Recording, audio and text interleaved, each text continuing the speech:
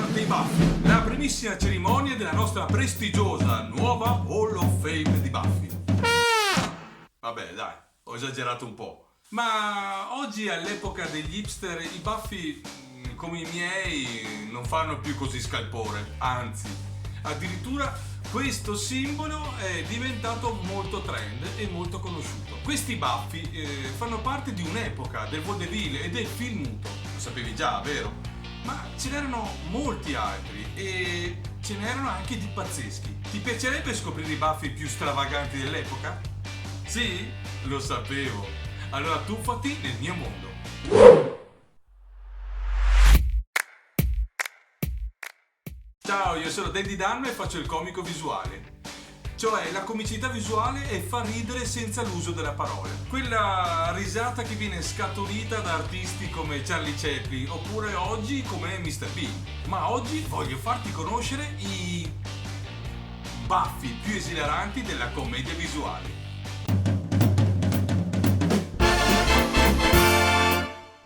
Alcuni dei seguenti gentiluomini potrebbero esserti già familiari, mentre altri sono stati oscurati dalla notte dei tempi. Cominciamo col primo, Max Swain, i Buffy più impavidi. Protagonista di molti cortometraggi della Keystone. L'imponente figura di Swain da 1,90 m è resa indimenticabile con questo trucco strabiliante. Swain ha modellato i suoi baffi coprendo l'intero labbro superiore, bilanciando l'abbondanza di trucco intorno agli occhi. Particolare attenzione merita anche la sottile ciocca di capelli sulla fronte, che solo la fervida immaginazione di Swain poteva creare.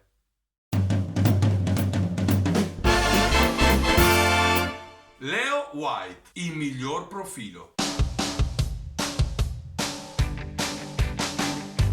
Lui è un veterano della Keystone, della Sanae e di molti altri studi.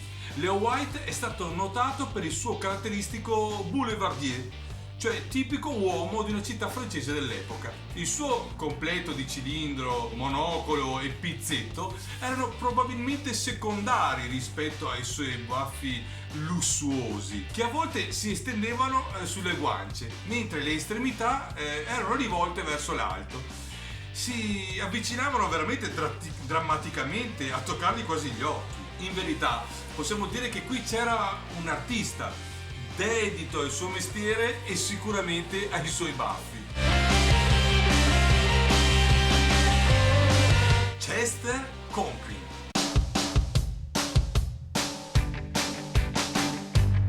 Uno dei primi attori e i più noti che lavoravano per Max Sennett.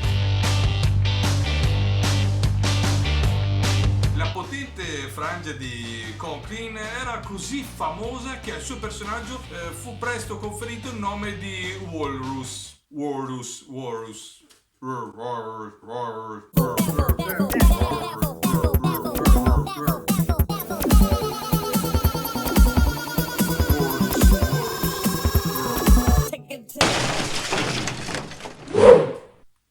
Senza i suoi baffi, Conklin era difficilmente riconoscibile.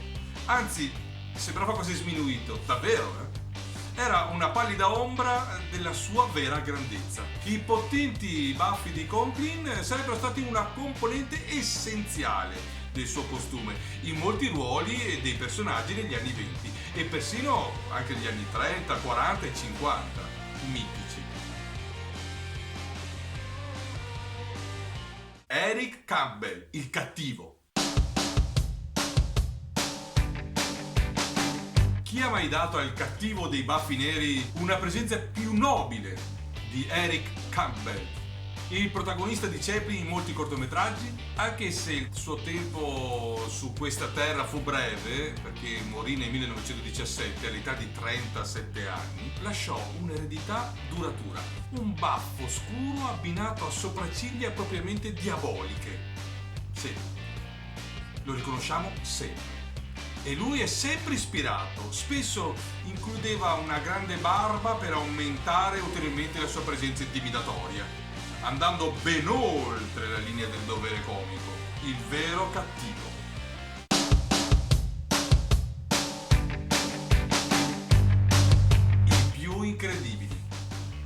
nemmeno Salvador Dalì riuscì a creare un paio di baffi come quello appartenente a questo sostenitore di Sennett.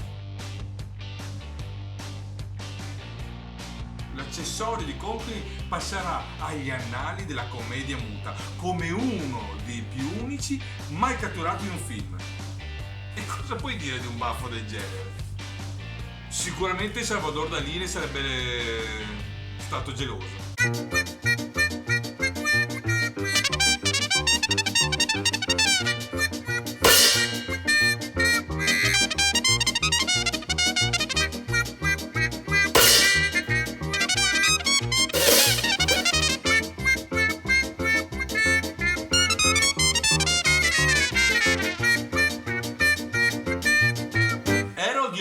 Il miglior tentativo.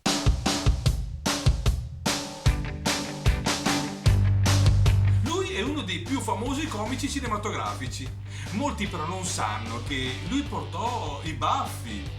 Quello del suo personaggio Lonesome Luke degli anni 10, sforzandosi sia di emulare il tanto ammirato Chaplin. Però ha forgiato un personaggio tutto suo. Harold Lloyd usava dei baffi davvero particolari, anche se alla fine ha abbandonato questa creazione.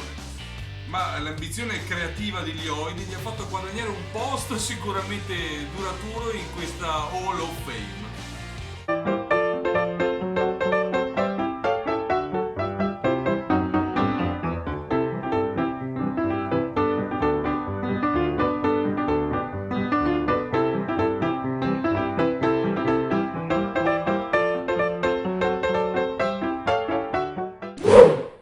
Billy Bevan.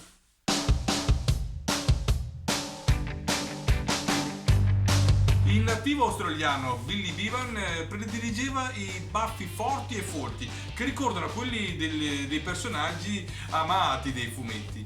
Bevan era una presenza familiare per il pubblico degli anni 20 e offriva un'energia simpatica e addirittura proprio da cartone animato ai numerosi cortometraggi e parti che gli venivano date. Jimmy Aubrey, i più coraggiosi. Se consideriamo coloro che pensano fuori dagli schemi, Jimmy è chiaramente uno degli esempi più coraggiosi. Con uno dei baffi più insoliti di tutta la commedia muta, interprete laborioso, ha prestato la sua personalità a numerosi film degli anni 10 agli anni 50.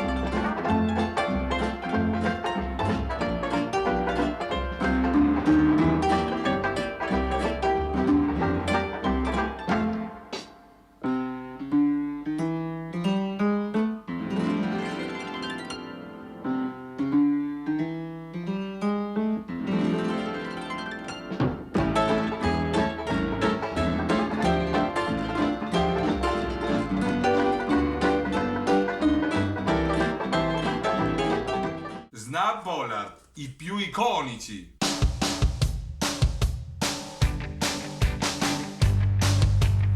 Molti artisti si sono identificati con i suoi baffi, ma pochi lo sono così profondamente come il sorprendente Snap Pollard. Non solo abbracciò il suo accessorio facciale, ma lo abbracciò in tutta la sua ricchezza, progettandolo in modo che scendesse poeticamente lungo il suo viso con tutta la sua grandiosità.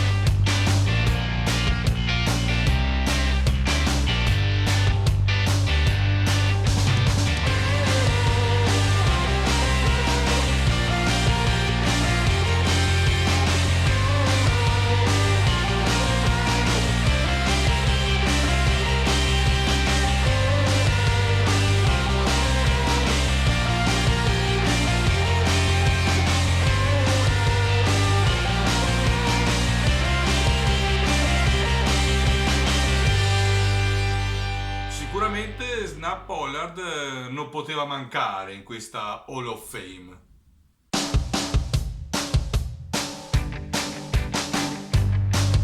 Charlie Chaplin. Confido che non ho bisogno di aggiungere altro. Davvero.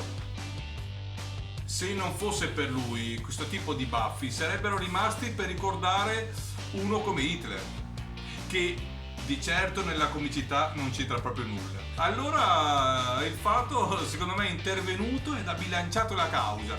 Questi baffi sono diventati un simbolo di leggerezza e ilarità.